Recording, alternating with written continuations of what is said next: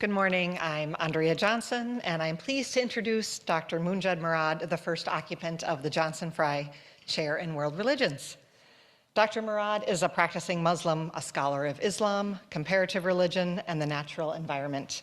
He holds a Master of Environmental Management degree from Yale School of the Environment and a Doctorate of Theology and Comparative Religion from Harvard Divinity School. I am delighted that he accepted this position, and indications are that his students are enjoying learning from his deep expertise. I find Munjed to be passionate about his subjects, his teaching, and his students. He is warm, kind, and humble. Dr. Murad will help solidify United's reputation as a seminary that is committed to building the multicultural, anti-racist, beloved community we so long for. Thank you again, Munjed, for accepting this position. We are so happy to have you.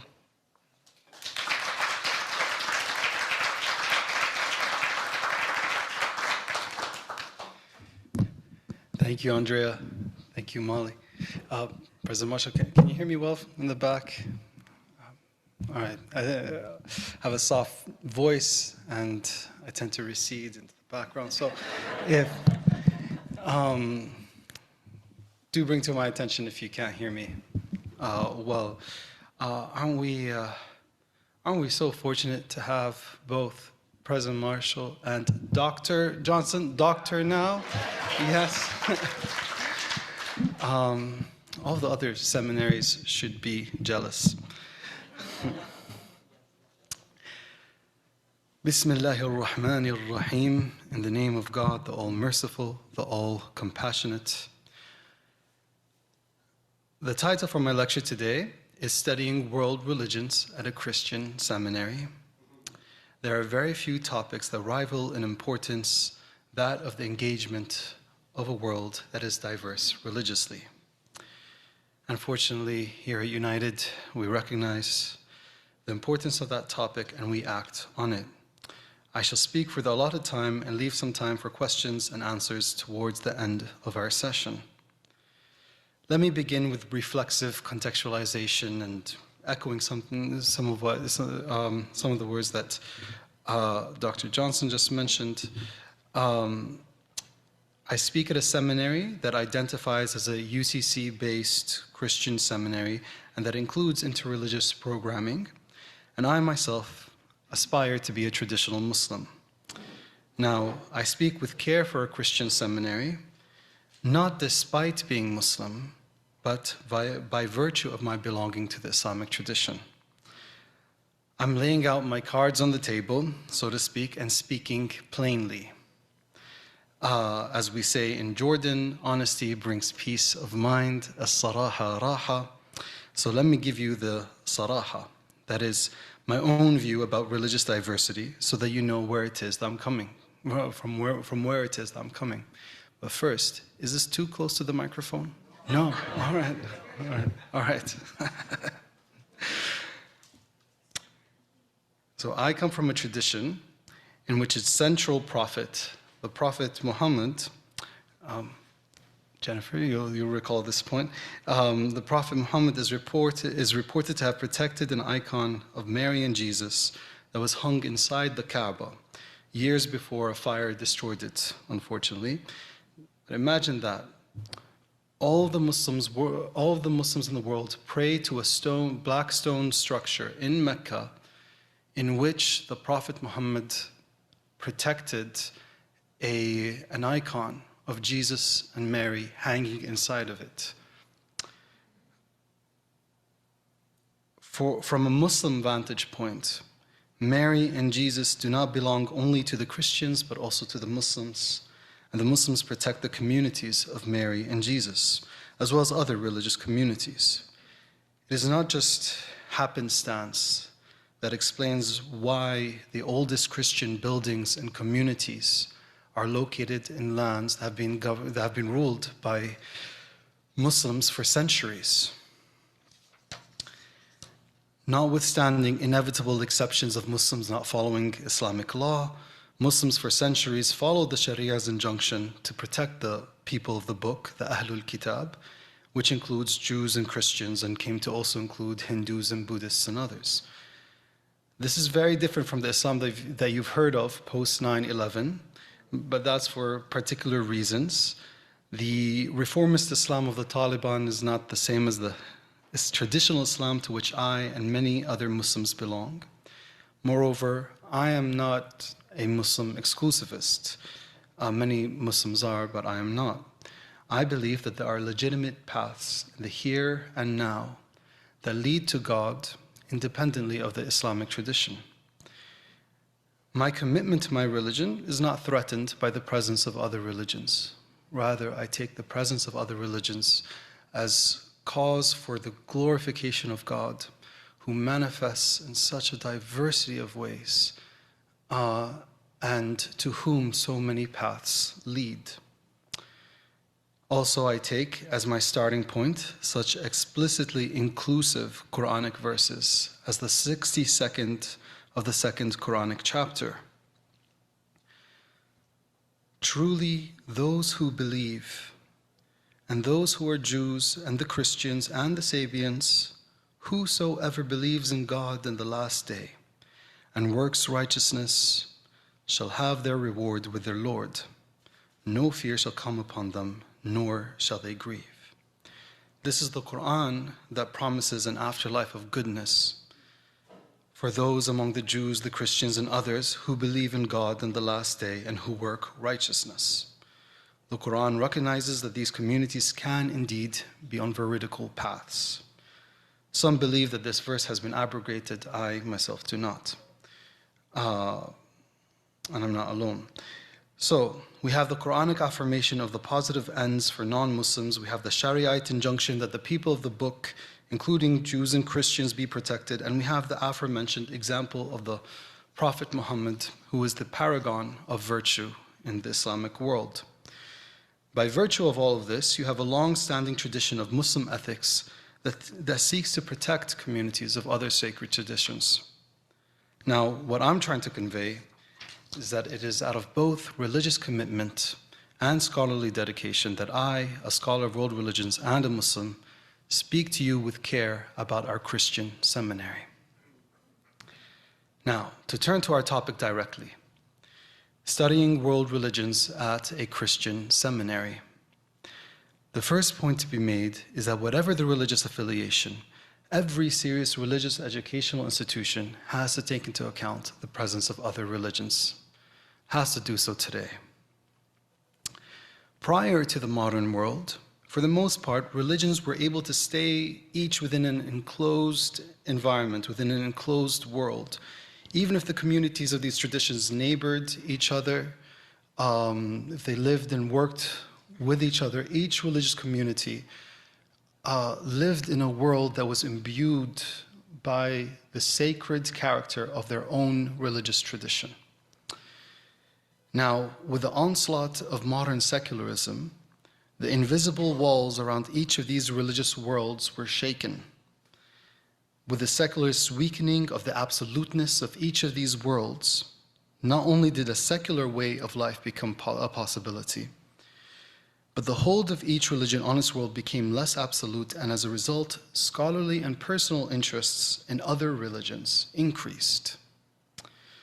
For example, with the secularization of the West, not only did secular ways of living become alternatives to Christianity, but so too did Buddhist, Islamic, and Hindu ways of living, for example, enter more strongly into the Christian purview. There's more that can be said here, but in the interest of time, I shall keep it to that. And it's worth mentioning that for every challenge, there's a compensation. With the challenge of secularism, there is this opening now to the wisdom traditions of so many other religions and the forms of so many other religions. In short, although human beings in various parts of the world have lived historically in close proximity to those of other religious communities, it was in the modern world that the major existential problem of the presence of other religious communities amplified. As a result, in an unprecedented manner, practically every seminary today needs to take into account the presence of other religious traditions. But aside from this being a problem, another motivation for the study of world religions at seminaries today is that some of us cannot ignore the beauties and the truths of other religious traditions. So far from being a problem, rather it's an invitation or kind of a motivation to appreciate. Many people can live meaningful lives without recourse to the wisdom traditions of Buddhism or Taoism, but others, upon having been exposed to something of Buddhism, something of Taoism, cannot be told to just ignore the presence of profound secret teachings in other religions. Therefore, a holistic seminary today, regardless of its religious affiliation, must take into account the presence of other religious traditions. And on this point, fortunately, United is very active.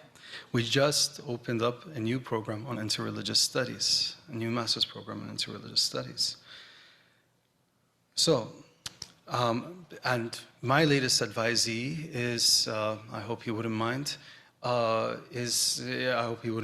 me saying, is a doctoral candidate, a Demon student from Cameroon, who at first, and I'm not sure what he came here at first to do, but after taking one class, one session, and engaging in multi-faith world, decided to shift his focus and the focus of his studies and of his career to the study of interreligious dialogue in Cameroon. So we have movement. So I have spoken to you thus far on how most, if not practically all religious educational institutions need to incorporate the study of not just its own religious tradition, but also of religions in general. Each kind of seminary now, Christian, Jewish, Muslim, or otherwise, has its own advantages and its own challenges in the face of a world of religious diversity. As for Western Christian seminaries, they are at an advantage compared to religious educational institutions elsewhere, in that since it was in the West that modern secularism first broke the sense of absoluteness that each religion had, there is more interest now in the study of world religions in the West than there is anywhere else in the world. And thus there are also more resources. It's easier to get a scholar of Hinduism to speak to students at a seminary here in the West than it is, say, in the Middle East. Similarly, our students are more interested in world religions for the same reasons, are interested in world religions much more so than, say, Middle Eastern Muslims are interested in world religions for the same reasons, which itself leads to further resources on world religions in the West. Now, at the same time, however, by virtue of being open to other religious traditions as a result of the secularist crack in the wall surrounding each religious cosmos, it has become harder, in a sense, to consult one's own tradition. What with the waters being muddied by secularist theories and methods in the academic study of religion, theories and methods that at times can be very helpful, but that more often than not, to my mind at least, seem to obfuscate rather than illuminate in the study of religion. Now, there are two other challenges that religions face in the study of world religions that I intend to mention. One is a challenge of exclusivism and the other of inclusivism.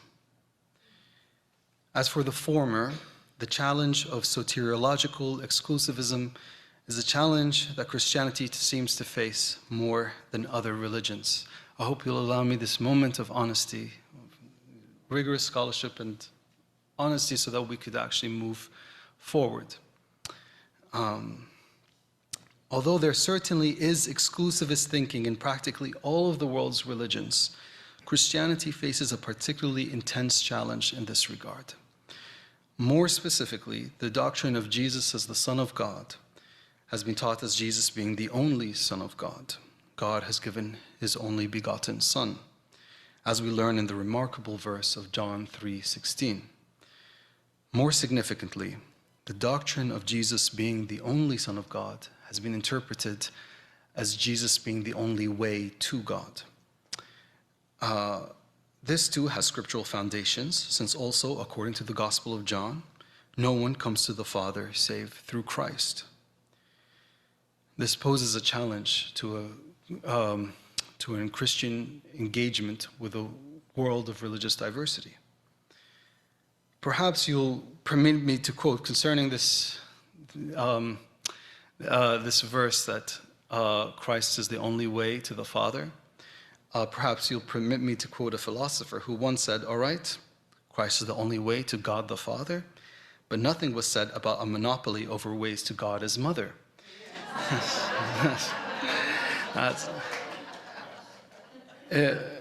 In any case, and there's something very profound, I think, in that a religious tradition can have a monopoly over one kind of manifestation, but not necessarily over all kinds of manifestation of divinity. In any case, while Christianity does indeed have soteriologically inclusivist philosophies, so much of the tradition in general came to recognize Jesus Christ as the only way to God and had difficulty recognizing the validity of other religious traditions. Keep in mind that I'm making a distinction on the one hand between Christian theologies that say that people will be forgiven in the afterlife for having been Hindu, for having been Buddhist, for having been Muslim, on one hand, and on the other hand, Christian theologies that say there are legitimate traditions, religious traditions outside of Christianity that lead to God independently of Christianity. I'm making a distinction. Now, to my mind, this exclusivism is perfectly understandable, and it's even appropriate within a religious universe in which Christ is central. I myself have attended church services with Christians who would later on apologize for the language that was Jesus-centric and that emphasized Jesus as the only Savior, but I myself always loved the Jesus-centric language and the Jesus is the only Savior language of church services. Of course, within a Christian universe, Christ is central, and within a Christian universe, it is Christ who saves. That's understandable, but it does engender a challenge, namely the ability to imagine a salvific possibility outside of the church, especially in a world of religious diversity. This becomes more and more of a challenge. I'm not saying it's impossible. In fact, it has been done, and I shall get to that in a moment. But what I am saying at this point is that Christian Seminary studying world religions faces the challenge of Christian exclusivism, and different religious seminaries face this challenge in its own way, their own version of this challenge, and to varying degrees. And neither am I saying that one is obligated morally to say that all religions are true. To my mind, an exclusivist view of one's religious path as the only legitimate path is not a morally reprehensible conclusion. It's an observation about reality, and intellectual observations are independent of moral conclusions. Those concern the actions that we take based on intellectual observations. But ultimately, the world of the intellect precedes the world of morality, in principle. Now, as Dr. Wheeler, you appreciate the attempt, or maybe you have a response. All right. Now, as both a Muslim and a scholar of comparative religion, it seems to me that in a sense, Christianity faces a particularly difficult question with Islam. Since Islam does not precede Christianity, but comes after Christianity. I'm hitting all the sensitive spots. Being very honest, so that we could actually think about this. If a Christian finds traditional Quranic recitation to be profound spiritually, or if that Christian person encounters a Muslim saint and finds it impossible to deny genuinely that person's sanctity, the question must be asked: how can one find sanctity outside of the church, let alone in a religious tradition that came after the founding of Christianity? Islam itself doesn't really face this particular challenge, because although there have been many religious movements founded after the founding of Islam, specifically in modern times, especially in modern times, there is no worldwide major religious tradition with a following comparable to Islam that arose after the coming of Islam. So the Islamic tradition did not have to face the challenge of making sense of the nearly omnipresent religious force that arose after the religion came about, but Christianity does. It does face this question in the encounter with Islam. And as it is in the nature of challenges, challenges can be problematic at first, but productive in that they lead to new realizations. And in this case, for example, perhaps the fact that Islam comes after Christianity can help Christian seminaries in doing away with the evolutionary view of world religions that was popular at one time in religious studies. The idea that religions evolved from primitive religions into evolved religion, into sophisticated religions. We were animist cave people who grunted and created ritual, having discovered fire, and now we have cathedrals and so forth. Perhaps this idea that there is a religion that's practically omnipresent, that follows Christianity, can help to do away with this evolutionary view of religions. Now, remember that I mentioned that religions face two challenges in the encounter with religious diversity, one of exclusivism and the other of inclusivism. And this particular challenge of inclusivism is itself of two kinds. In one sense, we can be so inclusivist as to deny even our seminary's Christian identity in order to be inclusive of non-Christians. But the trouble here is that once we've denied our Christian identity as a theological seminary, then on what basis are we being inclusive? And on what basis are we being theological? Rather, I propose that a Christian seminary does not have to deny its Christian identity in order to engage intellectually and compassionately with a world of religious diversity. I believe that a Christian seminary can be an inclusive seminary without denying its Christian identity, and that it can even do so not but by virtue of being Christian. The other inclusivist challenge that a Christian seminary can face is to ignore totally the question of truth and to resort to a sort of sentimentalism that can appease many, but not those who hunger for theological rigor. Dr. Wheeler.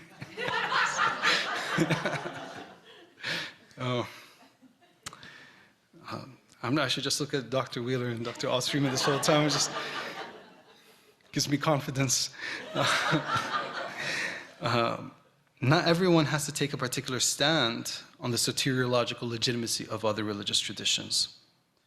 But there are some who have intellectual questions that necessitate answers of intellectual rigor. Should we wish to answer the question with intellectual rigor, the answer cannot be based on sentimentalism. Despite the importance of the sentiments, this is a question that concerns truth.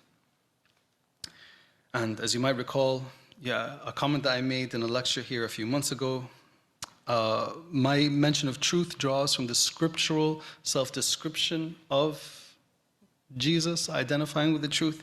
If you have any issues with my use of this out-of-fashion word, take it up with the big man, so to speak.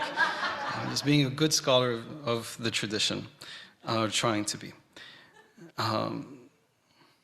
In any case, a question about the nature of reality, about the soteriological validity of other religious traditions, is a question that necessitates an answer concerned with truth, as does any other science concerned with reality. And surely, theology is meant to be concerned with reality. In a faculty workshop just 2 days ago, my colleague, Dr. Andrew Packman, made the observation that theology is the only science that accounts for the whole of reality. This is a faculty workshop. Theology is the only science that accounts for the whole of reality. I agree with him wholeheartedly, and I would add that it is metaphysics or metaphysical theology in particular that can do so. And there's a question here about theological reality, this question about salvation outside of the church. It's a question about theological reality that needs a corresponding answer.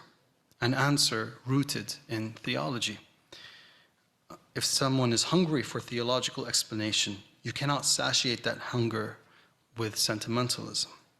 Rather, you need recourse to rigorous theological thinking.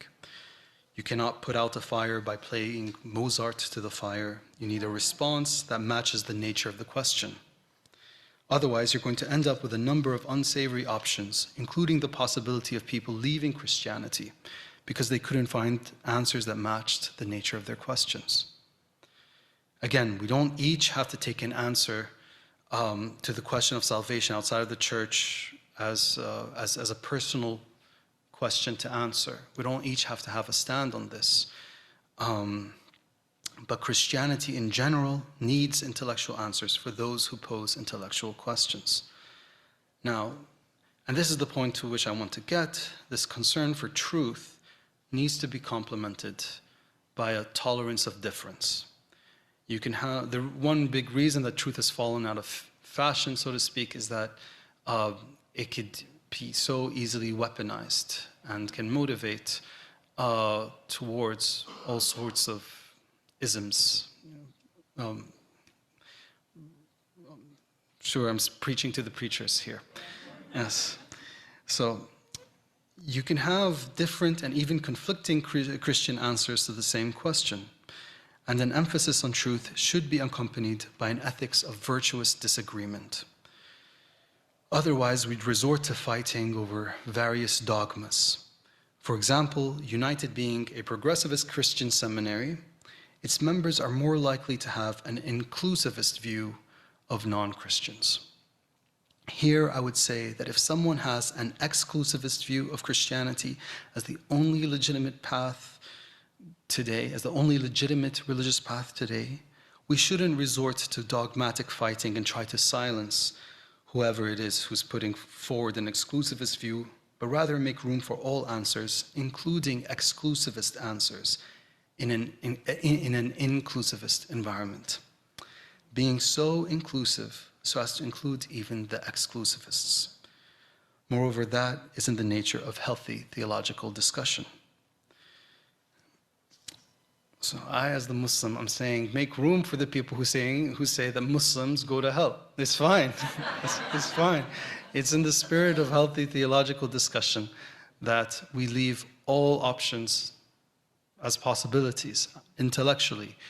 Morally, what you do as a result of perceptions of reality is a whole other story. Again, I'm emphasizing the need for virtuous disagreement and avoiding dogmatic fighting. Moving forward, I wish to highlight now some of the ways that Christians have dealt with the presence of world religions. And this is the last section of this talk. Some of the ways that Christians have dealt with the presence of world religions. We have Christian theories of world religions, theories which signify different possibilities for Christian perceptions of other religions. Of course, many simply suspend the question of salvation outside of the church and simply treat their non-Christian neighbors well, which is perfectly fine and even exemplary in its own way. It's worth mentioning the tradition of Christian hospitality, that regardless of how Christians view the neighbor, they treat them with warm Christian hospitality. And one option in the encounter of world religions is to suspend judgment. To suspend judgment about the legitimacy of other religious traditions and to exercise Christian hospitality. That is one way of engaging a multi-faith world.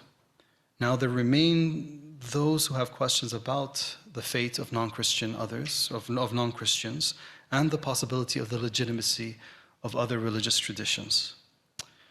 And in the following, I intend to mention a few, and kind of increases in levels of inclusivity. And none of them are prescriptive over here. In any case, I can't prescribe them all since they conflict with each other.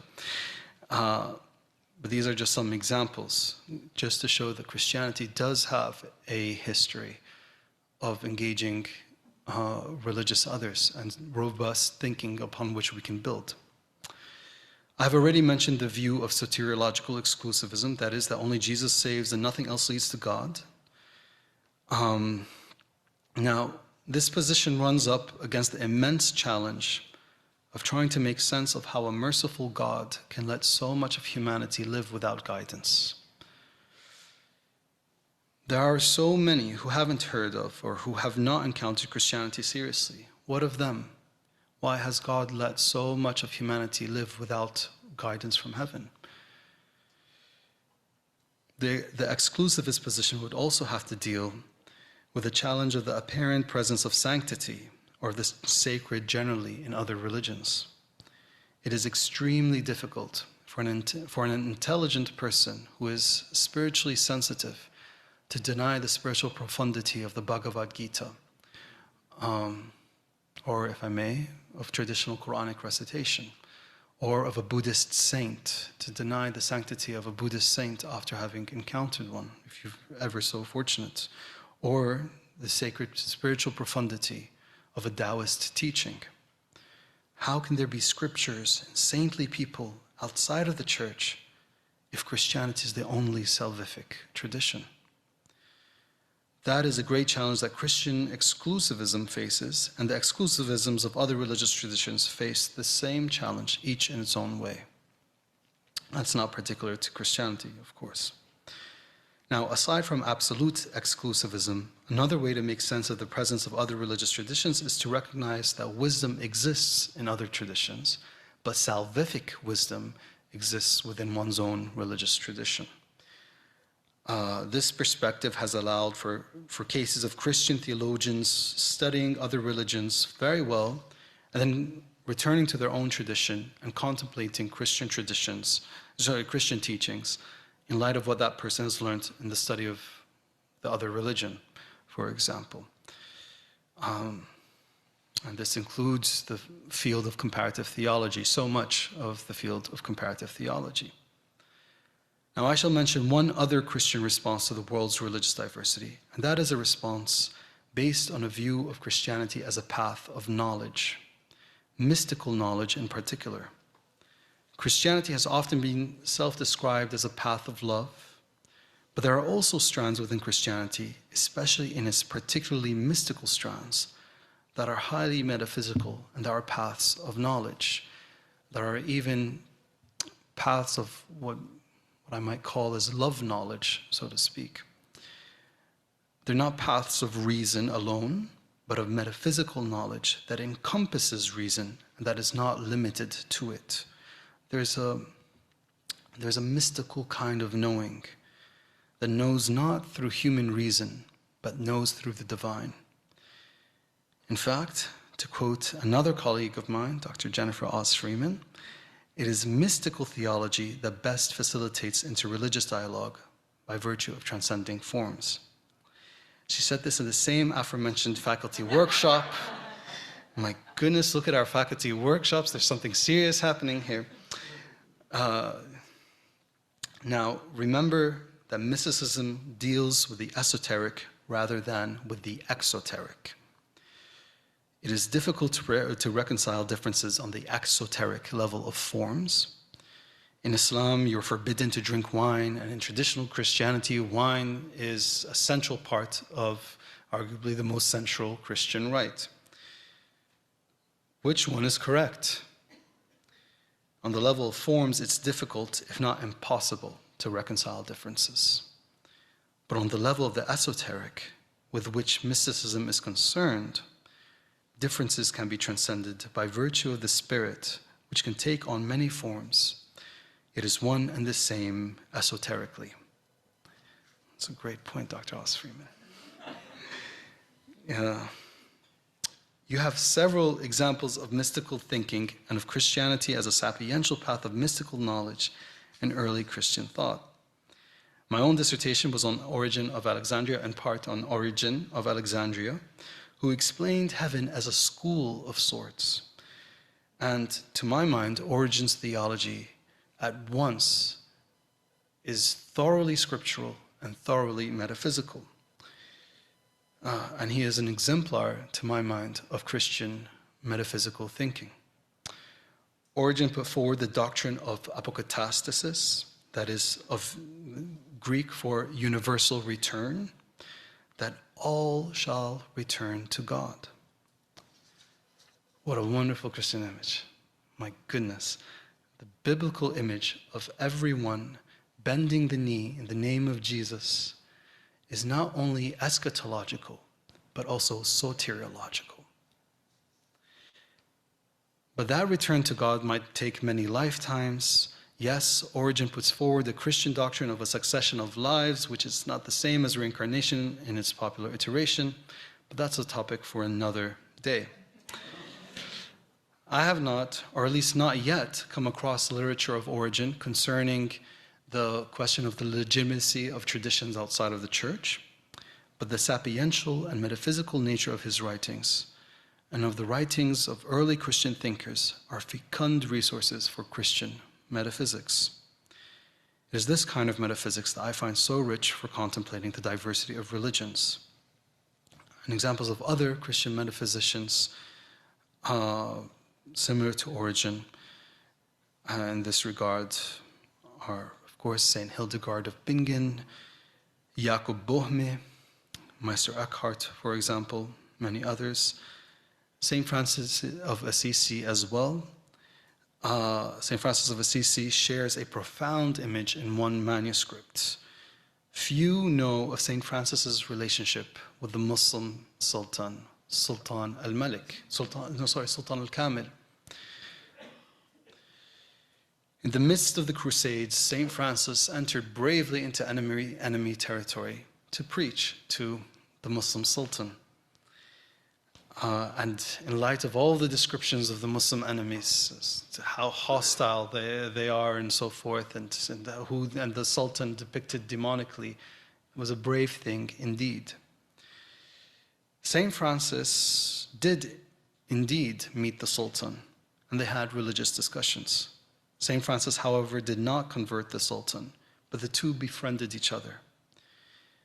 And the two loved each other. Has anyone seen the icon of the two? Oh, I'll make sure to send it around somehow. It's a beautiful icon. And they did have deeply religious conversations.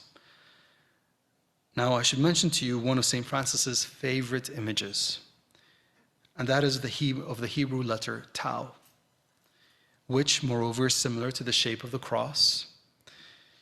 In the Old Testament, the prophet Ezekiel shares a vision of people being saved, not shaved, but saved, by having been marked with a Tau, the Hebrew letter Tau, on their forehead. And the others who were not marked with the Tau were slain. Good Old Testament imagery. So, in my understanding at least, the symbol Tau signified that in one sense the truth, conformity to truth, and that one was to be saved. How profound then that in one of his manuscripts, Saint Francis drew Sultan al-Kamil with the letter Tau coming out of his mouth. In other words, and in my reading, Saint Francis recognized that the Muslim Sultan spoke salvific truth.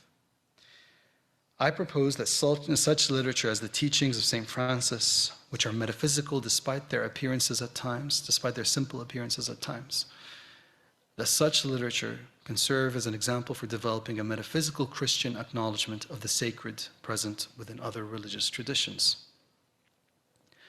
Now, there's a paradox to mention, that there is a claim to absolute access to salvation in different religions, and that there seems to be a presence of the sacred outside of those religions as well. So our own tradition, whichever religious tradition, the Christian tradition, saying that this tradition is the only, has absolute access, that is, has a monopoly over access to heaven, and yet perception of the sacred outside of that tradition. It's a paradox. As I mentioned, I believe that the examples of Christian metaphysicians are essential for resolving this problem today. And their examples do not belong to the distant past only. We have yet another example, and for now one final example, of this reconciliation in the writings of the late Greek Orthodox thinker, James Cutzinger. So it's not arranged with Dr. Oz Freeman independently. Cutzinger was not only Greek Orthodox, but he also ascribed to what has been called the perennial philosophy. According to this philosophy, truth manifests across time and space, such that you have a variety of religions, or in other words, while there is one mountaintop, there are many paths up the mountain. The unity of veridical traditions is not located on the level of forms, since each side of the mountain is different from the other. Rather, the unity of these traditions is esoteric and transcendent. That is, unity is in the shared mountaintop, and in that single and expansive heaven that the peak of the mountain touches. According to this philosophy, while each veridical religious tradition may be relatively absolute, in that in Christianity, Jesus Christ is the only Savior, in Buddhism, one has to conform fully to the Buddha, in Islam, one has to conform fully to the teachings of the Prophet Muhammad, and so on, each of these examples is absolute only in relation to other elements of its respective tradition. But ultimately, only God is absolutely absolute. So, a prophet or a manifestation of divinity may be absolute within its own religious tradition. The Buddha is absolute within Buddhism. Jesus within Christianity. The Prophet Muhammad's teachings within Islam. But they're not absolute in other traditions. So they are relatively absolute. And ultimately, what is absolute is divinity itself, the sacred itself, or to include non-theistic traditions, that transcendent principle itself. That alone is absolutely absolute, according to Cutzinger and to this school of philosophy. Cutzinger explains how this takes place in Christianity. I do not want to enter the theological weeds if that's not what you would want, but if someone wants Cutzinger's theological reconciliation of the absoluteness of Christ with the presence of the sacred outside of Christianity, feel free to ask in the Q&A, or we can discuss other matters. Now, to conclude, these are not topics on which everyone needs to take a stand. To my mind, one does not have to be a metaphysician or to have a very particular perspective on world religions in order to be saved, in order to reach, in order to pass the test, so to speak. But these are examples of ways that Christianity has engaged a multi-faith world, and although not every person has to think of a multi-faith world, seminaries in general cannot ignore religious diversity, and they need to offer resources to students for thinking about religious diversity. Thinking about religious diversity might not be an individual obligation, but it is a communal one. For any religion to survive, it needs to be able to answer the questions posed of it.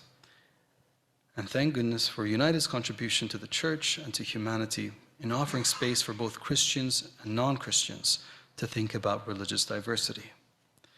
May God guide us, and in the same vein of Christ's teaching to feed the hungry, may United, other Christian seminaries, and other religious seminaries and the like, may they provide for those who are hungry for answers to metaphysical and existential questions about the many paths to the one God. Thank you.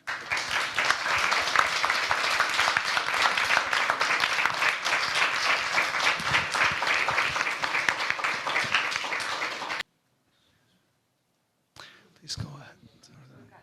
All right, sorry.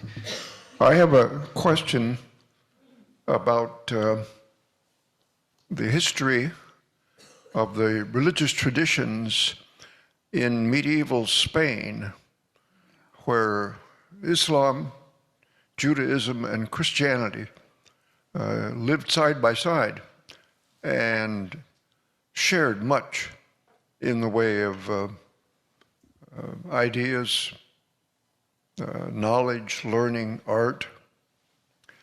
One would have thought that this experience in Spain would have softened Spanish Christianity But in the end, in the modern period, Spanish Christianity was enthusiastic about world domination, about seizing the goods of other cultures, of enforced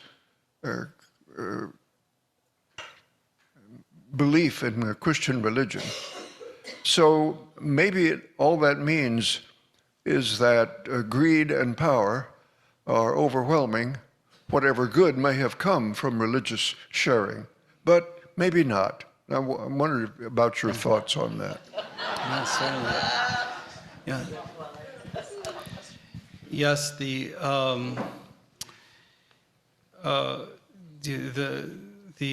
example that you mentioned has been mentioned many times as exemplary for religious co-living. Yes, you did. This signals this signals the significance of the theological problem, in a sense, of people outside, of living alongside people outside of one's own tradition. The Spanish Inquisition, in which, I mean, to my knowledge, every Christian who hears of the Spanish Inquisition kind of winces internally. It's as with Islam. Islam has blemishes in its history, and this appears to be taken as a blemish also in Christian history. That itself that problem actually amplified, increased with the secularization of Western Europe exponentially. The doctrine of discovery, for example, comes about after the secularization, the starting of the secularization of Europe, not just by happenstance, with the denial of, there's so much literature on this, I'm trying to summarize it just in a couple of sentences in the few minutes that I have. But with the move from an with the move in the great chain of being from from a theocentric worldview in which the ideal and the master and measure of all things was God, to a secularized version of the great chain of being in which European man was the master and measure of all things. Everyone else who was a heathen previously, but nonetheless had potential, let's say, became subhuman, because now the ideal is a particular human being, and everyone else who's not that ideal becomes inferior to the ideal, and thus becomes subhuman if the ideal is a particular kind of human being. And that remarkably got kind of wedded to religious thinking in Western Europe, and today it even gets wedded to other kinds of religious thinking. So that amplified later on with the wedding of this kind of secularization of hierarchy in the world, that's not divine-based, but human-based, wedded to religious thinking. Bad theology is problematic, has serious consequences. Thank you for your remarks and your perspective. I found very little interest any longer in the competing theologies of who's right and who's wrong, but I found a lot of resource and spiritual nurture in the stories of the different religions. For example, the Mullah Nasruddin, I don't know how he stands up in Muslim. I'm sure some people think of him, or the 101 Zen stories, the Zen stories, those stories, and then the Little Flowers of St. Francis, these kind of things that ignore theology really and just are talking about people and humor and funny stuff and a lot of fun. Yeah, greatness. I mean, there's so much of the power of, say, St. Francis is that it's his works, or even, say, Dante, who, his poetry, or in the Islamic tradition, Rumi, or there are many examples, is that their teachings are multivalent, and they're digestible, and they're entertaining, and they're helpful for thinking, but they're not theological. They're not metaphysical. They appear to be concerned with just everyday matters, and just then like little things in life that make us breathe more easily and make us happy. But they contain very, very, very profound teachings within, spiritual and religious teachings within. I wondered if you could say more about virtuous disagreement. How can we live that out? Yeah.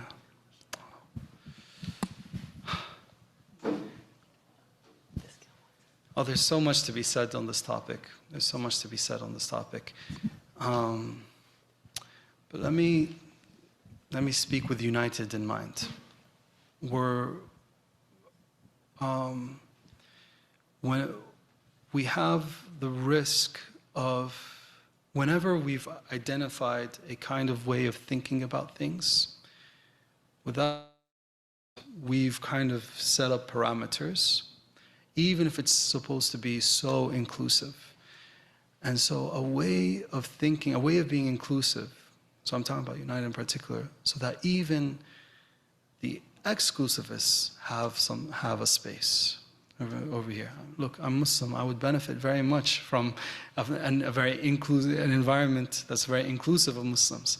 But I think an environment of virtuous thinking, conversation, disagreement, then we should make space for everybody, including those who disagree with the fundamentals of our matrix, however wide our matrix may be. And then also thinking about united as well. So there's so much that can be said. I will just mention about this topic in general, so I'll just say this about united. Not to lose sight of the possibility of having religious engagement while maintaining our own religious identities. We don't have to compromise our own religious identities in order to be inclusive of others. Whatever our religious identities might be, whatever they may be, but it doesn't necessarily entail ignoring who we are. And I'll keep it to that. A couple of points. I think this. Hi, I'm Gail Anderson. We haven't met in person. We met on Zoom. I am not an academic, although they did give me a master's degree from here, but I'm a practitioner. And in addition to the ways that you mentioned, I work mostly in encounter and relationship building, which is more heart than head.